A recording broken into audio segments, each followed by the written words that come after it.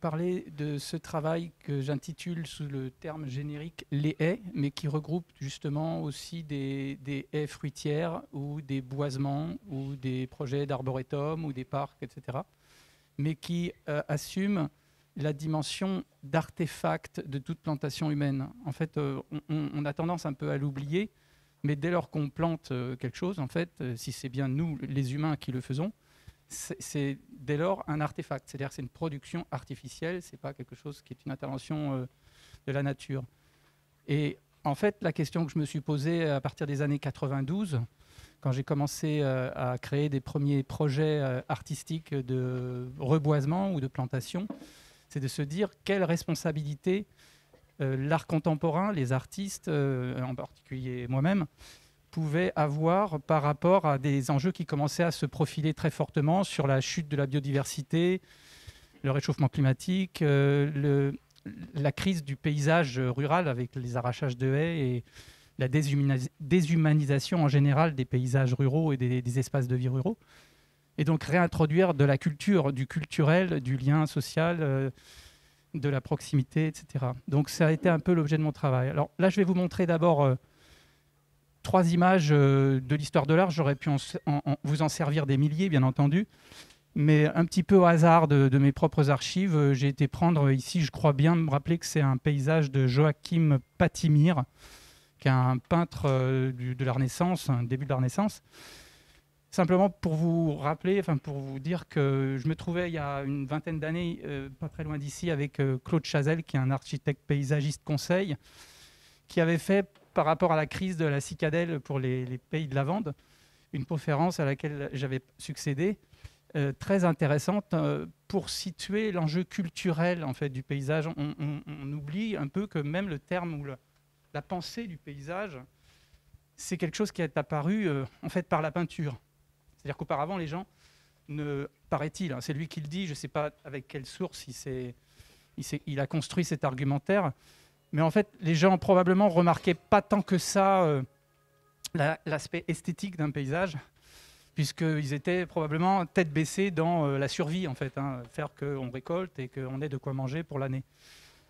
Mais en réalité, l'histoire de la peinture nous montre que la question du paysage, elle s'est construite comme une dimension de lien culturel très fort, de réflexion.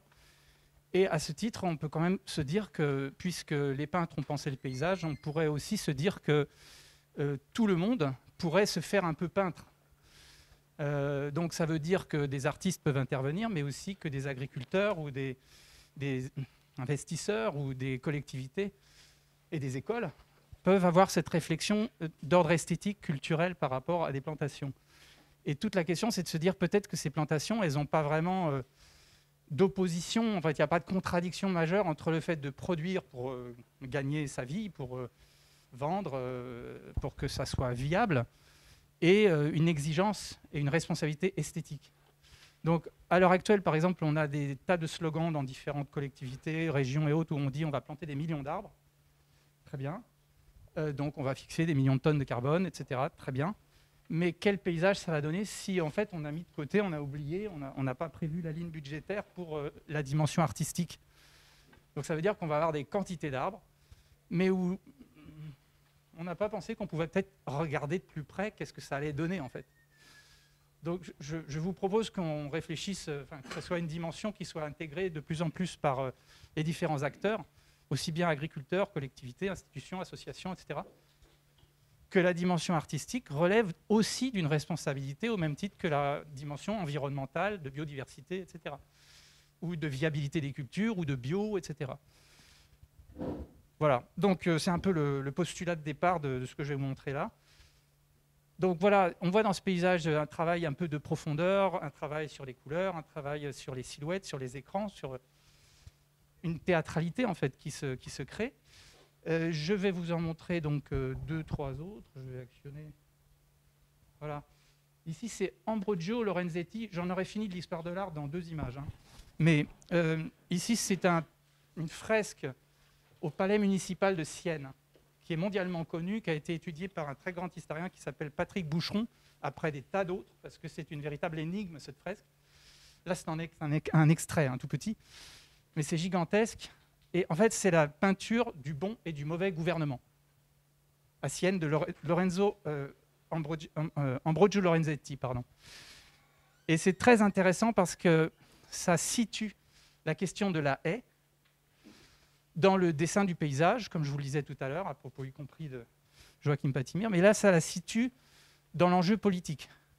C'est-à-dire qu'en fait, si on veut dessiner une société, disons, proposons-nous qu'elle soit meilleure, par exemple, ça veut dire que peut-être la haie ou les haies ont une fonction de symboliser et de représenter pour la communauté de gens qui partagent ces espaces paysagers un monde où voilà, on fait tous ensemble quelque chose qui est d'essayer de vivre ensemble pour que ce soit un monde peut-être meilleur, etc. Donc c'est ce qui était peint par Ambrogio Lorenzetti.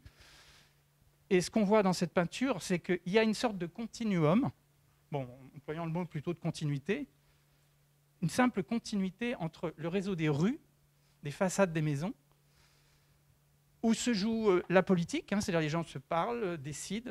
C'était Sienne au moment où c'était la République. Et cette peinture a été peinte à un moment charnière historique où il allait avoir après peut-être la tyrannie davantage.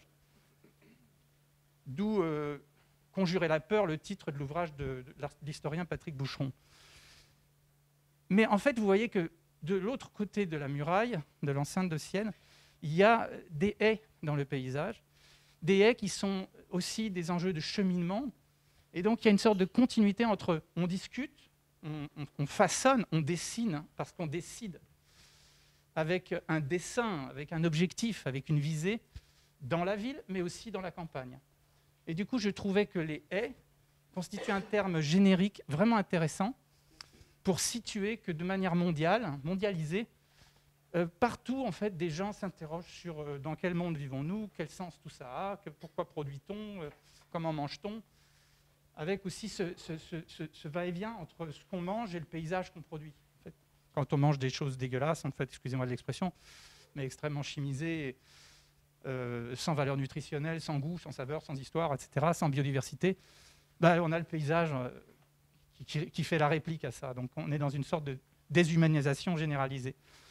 Donc c'est intéressant de s'approprier la haie à des fins politiques finalement, puis à des fins artistiques. Donc c'est un peu l'objet de mon travail. Je termine cette troisième image, c'est Bruegel de velours. C'est au musée de Dijon, musée des Beaux-Arts de Dijon. Je trouve que ce tableau, qui est assez grand, il n'est pas non plus géant, il est à peu près grand comme ça, au musée des Beaux-Arts de Dijon, par-delà, si vous voulez, les qualités évidentes de peinture de Bruegel de velours, qui est un peu c'est le dernier en date, le maniériste de la famille Bruegel. Mais on voit une sorte d'harmonie extraordinaire, même dans ce que vous pouvez discerner sur la diapositive, de la silhouette des arbres, qui me touche beaucoup personnellement. C'est cette façon dont vous voyez ces rameaux, ces faisceaux de feuillage poussés. Ça interroge de d'où vient cette énergie. On le sait maintenant, biologiquement parlant, scientifiquement, on sait parfaitement d'où ça vient. Mais d'où vient cette énergie qui fait que ce paysage pousse comme ça, semble partir de l'intérieur vers l'extérieur et croître. Il y a quelque chose de totalement émerveillant. Mais on voit aussi la place que les humains prennent dans ce paysage. C'est-à-dire qu'il n'y a pas que le phénomène physique et métaphysique, si l'on veut, des processus naturels, mais il y a l'humain là-dedans. Il y a l'organisation, il y a la rationalisation, il y a la rentabilisation. Mais une rentabilisation qui, dans cette peinture-là, elle a l'air d'être équilibrée, elle a l'air d'être en harmonie. Il n'y a pas une hiérarchie, une suprématie complètement écrasante, complètement défigurante de la nature par l'homme. Il y a quelque chose qui fonctionne, je dirais, dans une sorte d'effet d'écho, quoi. Les hommes rêvent et pensent ça, ils font ça, ils produisent ça, mais la nature répond et les hommes bousillent pas tout, quoi.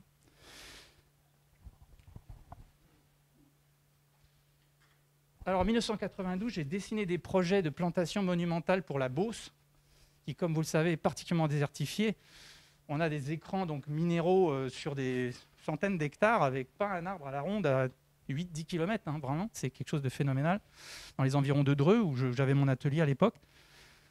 Et j'ai pensé à des projets qui seraient très grands, puisqu'à l'époque, il y avait la PAC qui fixait les gels des sols agricoles. On injectait un argent fou pour empêcher les agriculteurs de produire, alors qu'ailleurs, on mourait de faim. Il y avait une sorte de... Alors, c'était pour continuer la spéculation sur les prix du grain. Et j'ai trouvé tellement scandaleux de consacrer autant d'argent à empêcher de cultiver. Alors peut-être que le 10e de cet argent pourrait pu être utilisé à faire des choses plus pérennes, parce que c'était des rotations, hein. On gèle 3 ans, et puis ça repart après, on remet des pesticides, etc. Donc je trouvais qu'on pouvait faire des schémas régulateurs de plantations monumentales biodiversifiées en multipliant tous les tests possibles, évidemment pas complètement farfelus, de biodiversité comestible et sylvicole. Et bon, ces projets, j'ai pu en commencer tout doucement à réaliser, mais pas comme ça exactement. Par exemple, pour commencer, j'ai commencé en Corse par en fait retirer de la forêt. C'est un peu paradoxal, mais là, c'est le maquis avec la désertification agricole, rurale. Le maquis enserre les villages. C'est ce qu'on appelle la fermeture du paysage en géographie. Et en fait, c'est les départs de feu, c'est les incendies, c'est les maisons qu'on est obligé de fuir, c'est les villages où il y a une impression même carrément d'oppression. C'est-à-dire que là, le végétal, il est carrément... on se dit, c'est lui ou nous, quoi. Et c'était pas comme ça tout le temps, hein. Donc en fait, là, j'ai réouvert le maquis en signalant à un organisme de formation pour adultes, un Greta, qui est venu après le dessin que j'ai effectué avec des rouleaux de peinture. En fait, j'ai mis de la peinture blanche autour des branches que je souhaitais qu'ils soient élaguées. Des chênes verts, je pense que c'est des chênes verts, ça. De façon à générer un sous-bois plus haut, avec une sorte de pellicule de feuillage, en fait, la canopée qui soit rehaussée, de façon à ce qu'on ne soit pas dans une sorte d'enchevêtrement juste bon pour les cochons sauvages, mais dans une sorte de civilisation retrouvée, c'est-à-dire une sorte de musée en plein air, sous la forêt, où il y avait un accueil possible, on le voit ici et là, pour des pièces de sculpteurs, parmi lesquelles les gens pouvaient déambuler, regarder au-dessus, en dessous, comparer, se situer eux-mêmes dans cet espace. Donc c'était un espace, je dirais, réflexif avec le végétal. Ici, à Lagarde-Freinet, avec l'aide de la Fondation de France, programme des nouveaux commanditaires, sur 8 hectares, Lagarde-Freinet a été encore cette année incendiée. Je ne sais pas si vous avez un souvenir des informations de cet été. Donc, il y avait 2300 hectares, je crois, de forêt partie en fumée en 2003, quand je me suis déplacé là-bas pour essayer de voir si je ne pouvais pas faire quelque chose. Et le maire André Verpin, président de l'association des communes forestières du Var, m'a accueilli les bras ouverts. C'est un médecin, mais un monsieur très ouvert. Il est décédé depuis. Et en fait, on a construit comme ça tout doucement une sorte de nébuleuse de financeurs pour réinvestir cet espace. Et j'ai planté, je crois, 880 arbres de 80 essences différentes, dont 20 de chênes, en m'appuyant sur l'expertise de gens de l'INRA, de l'ONF. Et malgré tout, on s'est planté. C'est-à-dire que malgré tout, en fait, il y a plein d'arbres qui ne sont pas venus du tout. Il y a plein de choses que je n'avais pas pu voir. Les conditions étaient très difficiles. Le feu de forêt avait tout foutu par terre et je ne pouvais même pas accéder. Donc il y avait des hypothèses. J'avais l'argent, il fallait le dépenser. Il ne fallait pas trop se tromper. On se trompe toujours. Et il y a des choses qui ont dû marcher. J'ai créé un cheminement à flanc de coteau. Ça s'appelle ligne de vue pour que les gens accèdent à ces espaces du point de vue de la vue, en fait. Parce qu'on sous-estime souvent l'aspect visuel, en fait, l'aspect... voir pourquoi on est là en fait dans la forêt. Alors il y a l'exploitation, etc. Et puis j'avais installé des ânes pour changer la structure botanique du sous-bois, c'est-à-dire que les ânes avec leur déjection, leur crottin vont changer, vont faire qu'on a une prairie sous-bois et non plus des bruyères géantes et des trucs qui font des départs de feu comme c'est pas possible. Ici, j'avais répondu à un appel à candidature, un appel à projet du parc naturel régional de la Haute-Vallée de Chevreuse. Mais j'avais tout de suite rué dans les brancards, excusez-moi l'expression, mais il y avait quelque chose qui n'allait pas, c'était qu'il y avait beaucoup d'argent qui était donné aux artistes. Donc en fait, ceux qui étaient lauréats, ils pouvaient travailler à faire un projet. Mais il n'y avait presque pas d'argent pour le faire, le projet.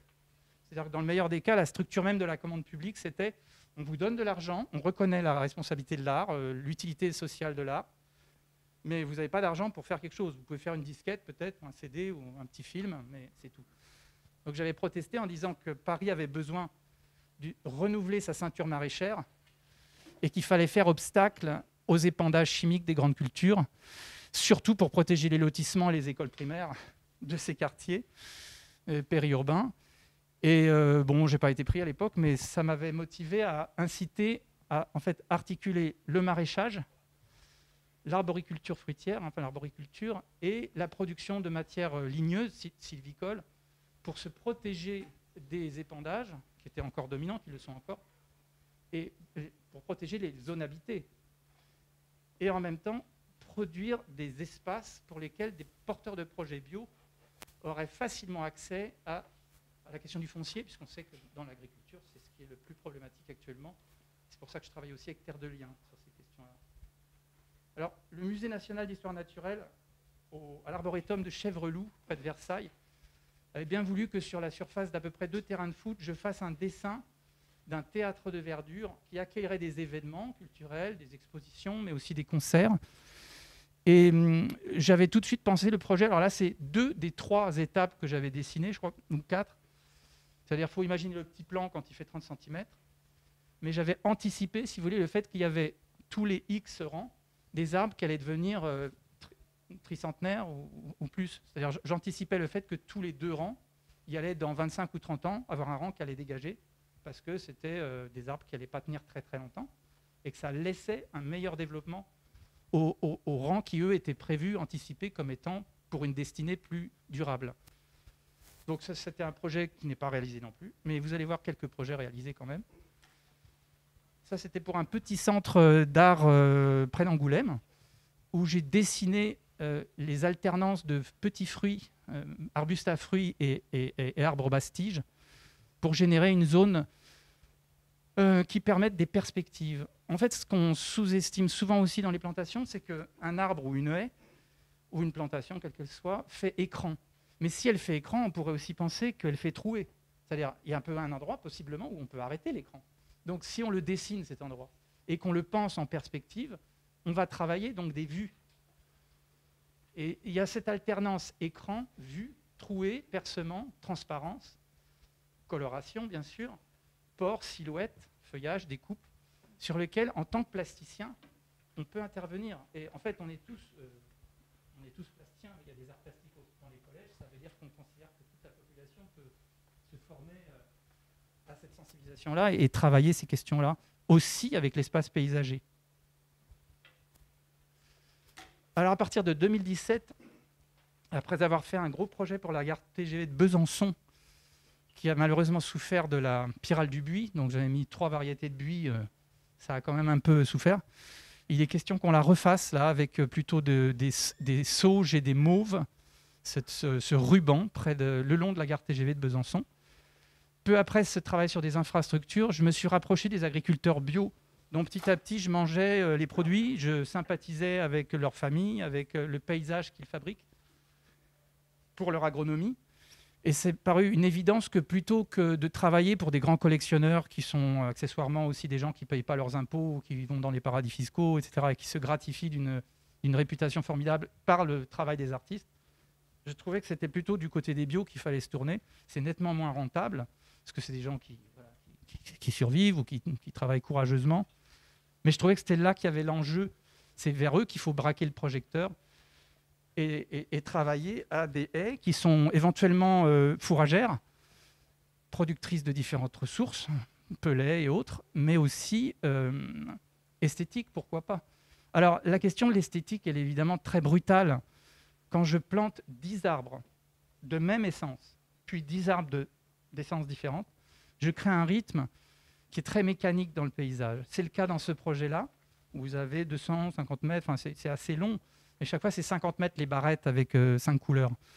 Donc, il y a 10 mètres, 10 mètres, 10 mètres, 10 mètres. Et je sais qu'en faisant ça, ça a l'air d'être un sacrilège pour les amoureux du bocage traditionnel ou pour les amoureux des paysages, des essences locales, etc. J'introduis des variétés exogènes, mais j'ai parfaitement compris ce que vous expliquiez tout à l'heure, et je l'étudie par ailleurs. C'est-à-dire que l'érable Negundo, surtout pas. Hein, c'est invasif. Donc, ça, c'était des erreurs de jeunesse, je dirais.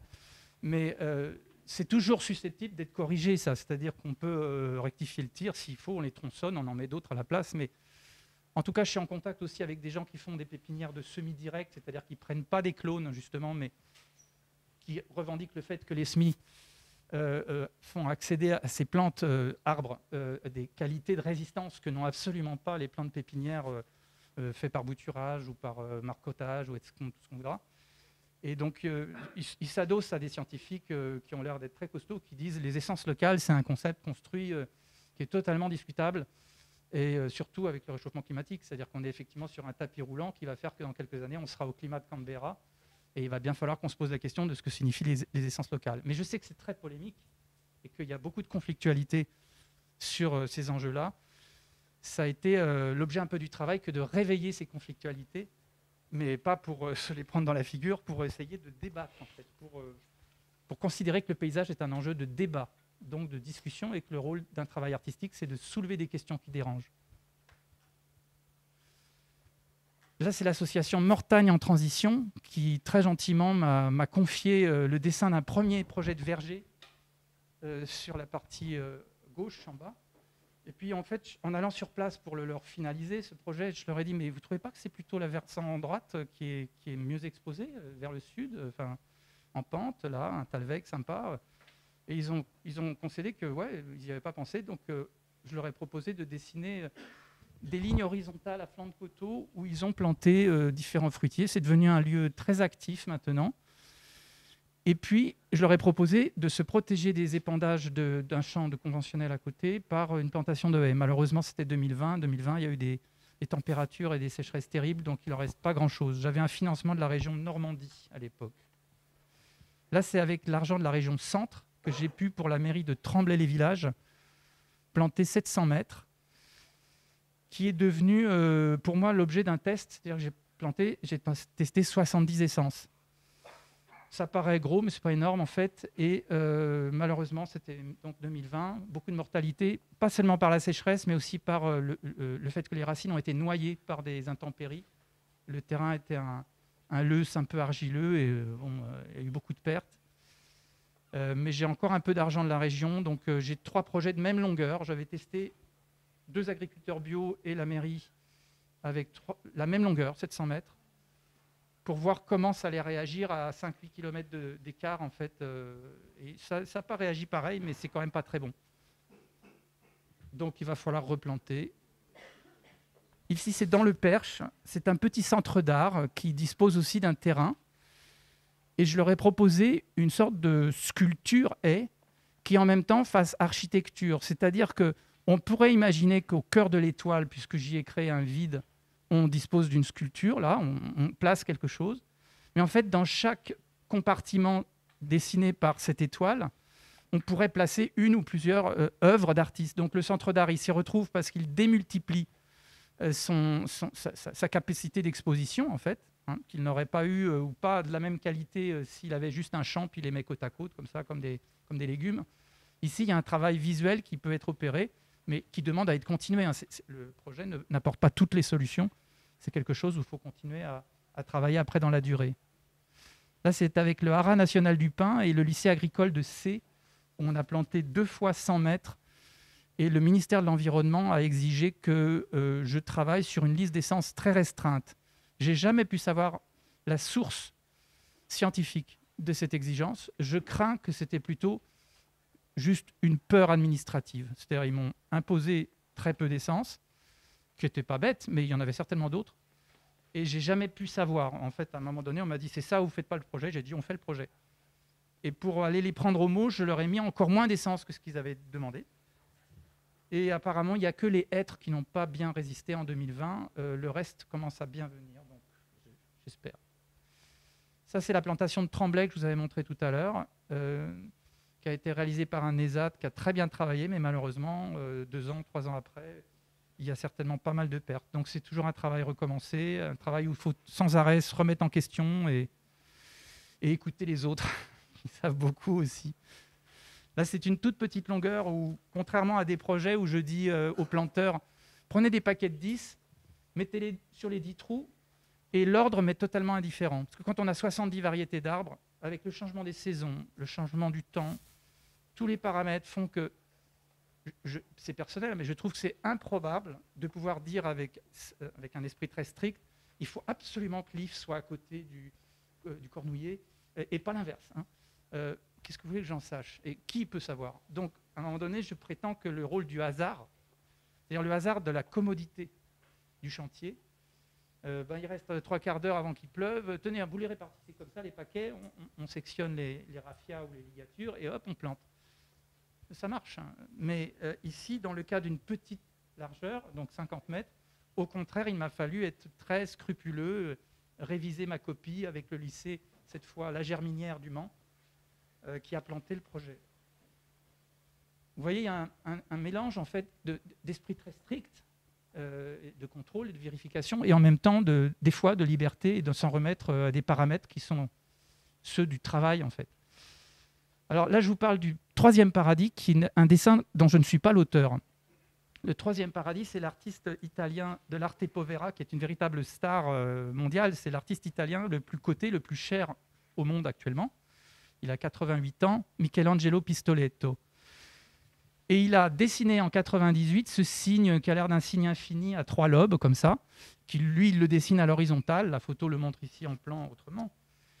Et c'est libre de droit, c'est-à-dire que à Cuba, dans une école, ils vont faire des peints avec cette forme-là. À Milan, ils ont fait une scénographie avec des instruments de musique avec cette forme-là, etc.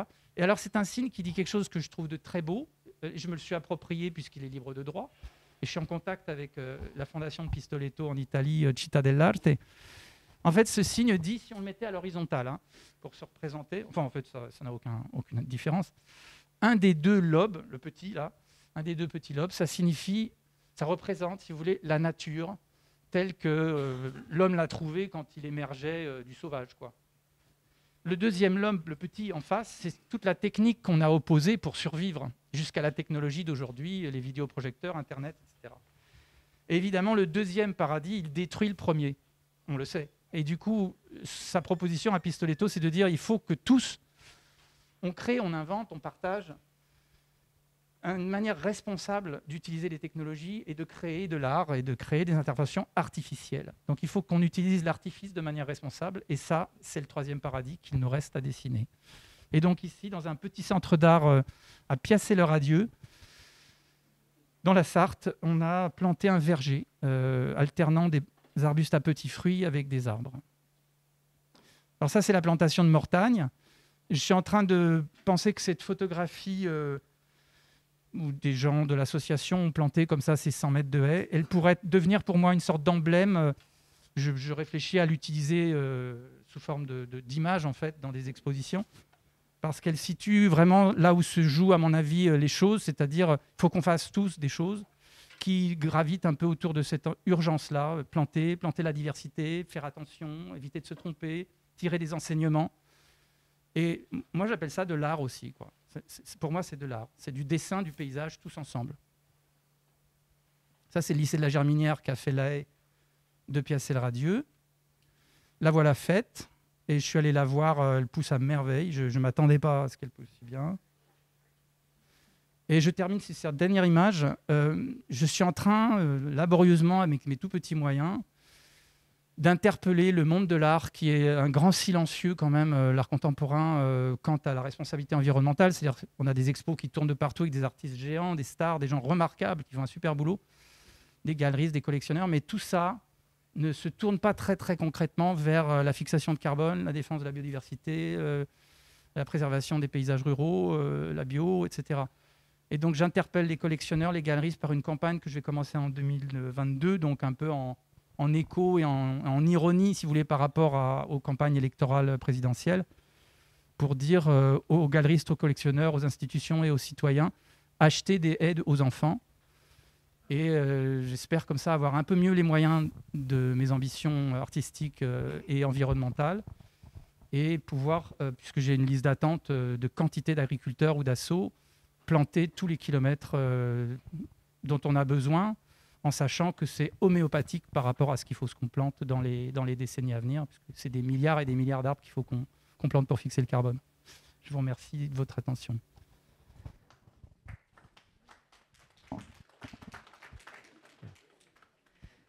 Merci Joël.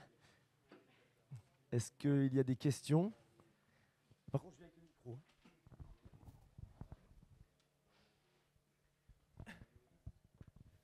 Bonjour, moi j'ai une question. Je vois que beaucoup, c'est un peu des formes géométriques, beaucoup des formes un peu travaillées. Et pourquoi à tout prix vouloir faire des formes un peu travaillées alors que dans le temps, à chaque fois, il y a quelque chose entre guillemets de nouveau, d'artistique qui est fait, bah, les gens se lassent et veulent l'enlever. pourquoi pas faire un peu quelque chose vraiment plus naturel qui fait que dans le temps, les gens trouvent que c'est plus normal et ça incite, je sais pas comment dire, mais ça incite un peu les gens à revenir là-dessus, que de faire une forme un peu recherchée. On trouve ça beau maintenant, mais dans 20 ans, les gens vont trouver ça peut-être moins beau et vont vouloir l'enlever parce que c'est pas pour eux, ils vont mettre quelque chose d'autre à la place qui ne sera pas ce que c'est actuellement, quoi. Oui, je comprends. Alors, ce que vous posez comme question, ça soulève plein de pistes. On ne peut pas toutes les aborder, mais il y a la question de qu'est-ce que le nouveau sera quand il sera plus nouveau. Donc, c'est arrivé, je vous l'accorde, hein, et ça arrive très très souvent. Je pourrais témoigner avec une pièce artistique d'un très grand artiste qui s'appelle Piotr Kowalski. Personne n'a entendu parler ici, et moi, il y a encore 10 ans, je ne le connaissais pas. Donc, dans le collège où j'enseigne, il y avait une sorte d'épave, en fait. Il y avait une sorte de grand poteau en alu, en croix, avec au-dessus un cube bourré de mousse, en fait, alors qu'il était en plexiglas avec des ossatures, des cornières, en fait, en alu sur le pourtour. Et puis il y avait une petite borne sur le coin près de la rue, là, et je me disais, mais qu'est-ce que c'est que ce truc, quoi? Enfin, c'est encore une de ces œuvres qui a mal vieilli, quoi, d'artistes contemporains, le 1%. Puis en fait, c'est injuste. Parce qu'en fait, il faut gratter un peu. Et je m'aperçois que Piotr Kowalski, bon, il fait partie de toutes les collections du FNAC, de Beaubourg, de Fondation Vasarely, etc. C'est un très grand artiste qui vient des mathématiques. C'est un mathématicien qui a travaillé au MIT, au Massachusetts Institute of Technology, qui est devenu architecte, puis qui a travaillé avec les plus grands architectes comme Peiming, là, qui a fait la pyramide du Louvre, et qui, à un moment donné, s'est encore émancipé non seulement des mathématiques, mais encore de l'architecture pour devenir un plasticien autonome, donc à faire ses recherches en transposant les lois mathématiques pour les faire déduire des formes sur lesquelles il travaillait. Et en fait, il y avait une partie de la sculpture de Piotr Kowalski dans mon collège qui avait été enlevée, et la rénovation du collège qui a eu lieu il y a 4 ans n'a pas remis cet élément et a mis du bardage avec isolant dans les normes, etc. Et en fait, ils ont complètement arnaqué la veuve de Piotr Kowalski, ses ayants droit. Cette œuvre devait être restaurée. C'est la responsabilité des collectivités publiques, territoires, départements, etc. Et en fait, une œuvre qui est détériorée, qui ne fait pas l'objet d'une médiation, donc elle n'est pas comprise par les publics, et elle se dégrade. C'est exactement comme un jardin. Un jardin, vous le plantez, mais si vous ne le suivez pas, il part en vrille, quoi. À la fin, c'est un truc que juste, il faut tout arracher, on recommence. Donc la culture, c'est la culture, dans tous les sens du terme. Donc j'ai envie de vous dire, oui, c'est vrai, une sculpture, ouais, elle était moderne, maintenant elle nous embête. Bon, d'accord, mais ce n'est pas tout à fait exact. Et je réponds avec un autre argument.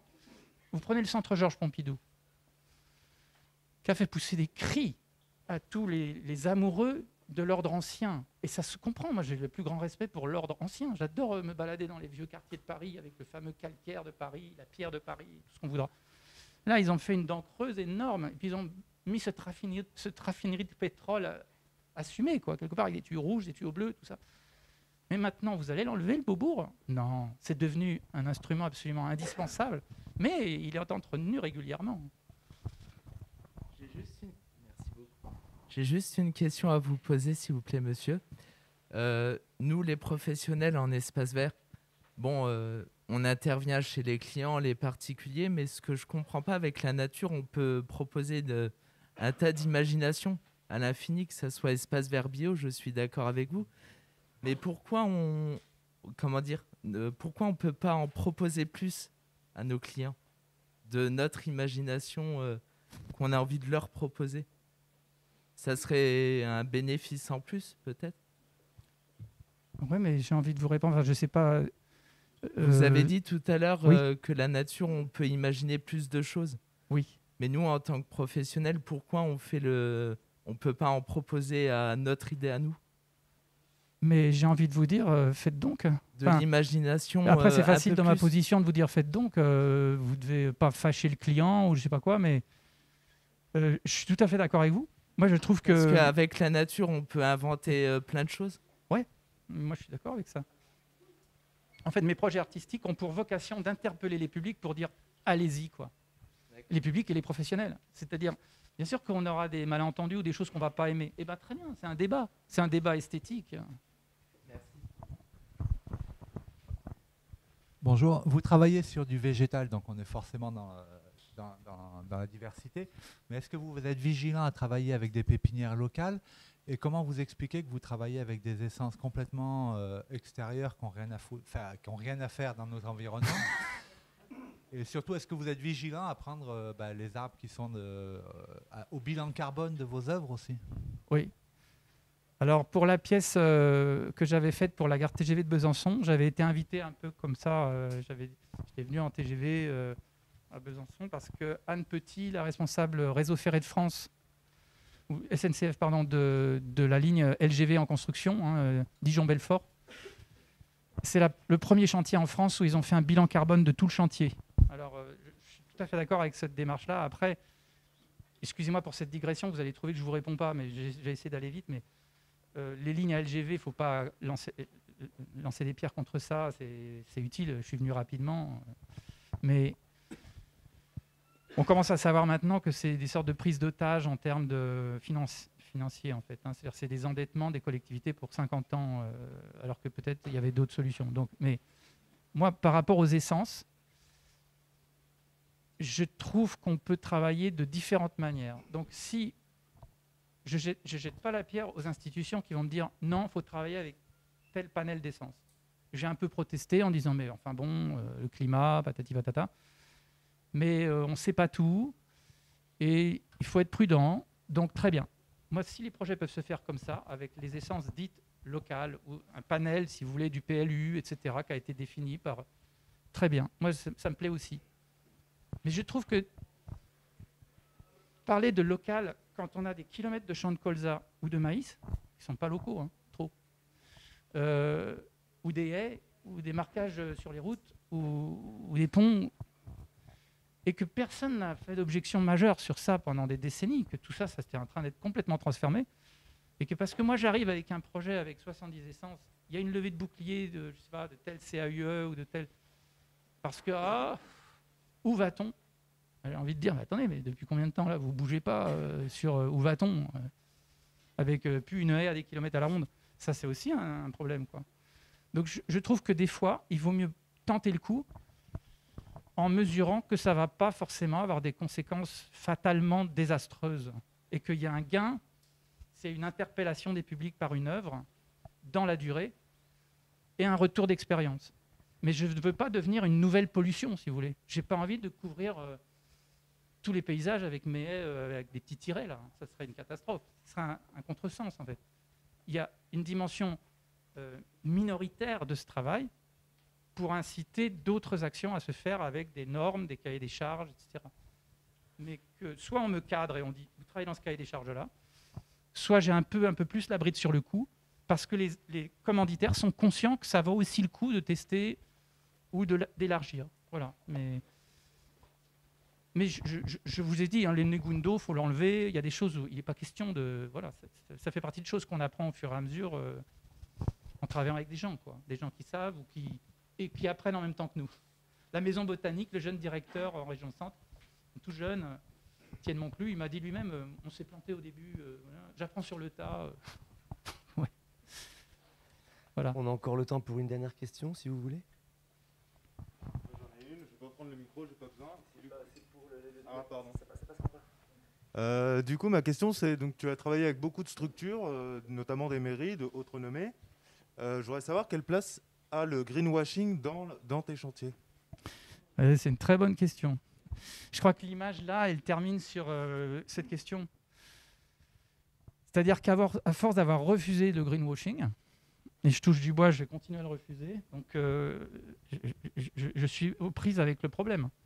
C'est-à-dire que jusqu'à maintenant, je n'ai jamais voulu planter chez, par exemple, je prends l'exemple un peu caricatural d'un gros céréalier qui a 800 hectares et qui trouve que ça le ferait, il me ferait planter 8 km dans tous les sens, il continuerait à polluer, et ça aurait beaucoup de gueule, et je serais plus connu et j'aurais gagné pas mal d'argent, quoi. Donc ça, je n'ai jamais accepté. Et je vais toujours au-devant de bio, petits ou moyens ou gros, mais en gros qui n'ont pas le temps, pas l'argent, et qui acceptent si je leur amène l'argent.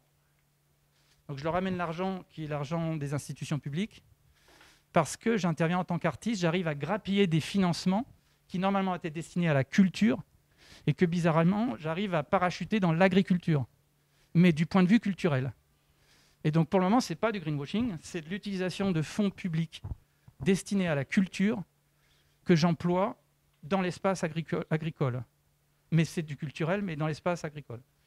Mais dans cet appel que je lance aux collectionneurs, j'ai parfaitement conscience que là, ça va commencer à sentir le roussi, parce que si j'ai Bernard Arnault qui me dit « Écoutez aux enfants, ça serait super votre truc »,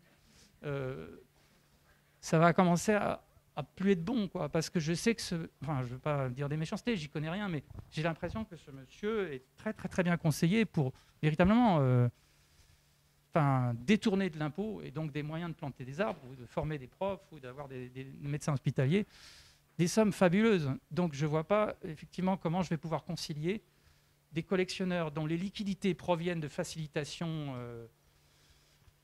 fiscales qui sont nuisibles à la collectivité, et que moi, en fait, je surfe là-dessus. Donc, effectivement, je ne sais pas trop quoi faire, mais en même temps, je ne peux plus rester à faire des appels et des machins et remplir des papiers, et sans jamais savoir, sans avoir de visibilité sur les 5 ans à venir. Donc, je tente ça, je vous en donne la primeur, et je ne sais absolument pas si ça va me faire du greenwashing ou si l'art contemporain est de toute façon de l'art watching à fond. C'est-à-dire les trafics d'armes et des trucs complètement pourris qui se refont une image présentable avec des pièces magnifiques d'art contemporain. Donc c'est le paradoxe de notre époque, mais je suis très vigilant à ce que vous venez de dire. Oui, en effet.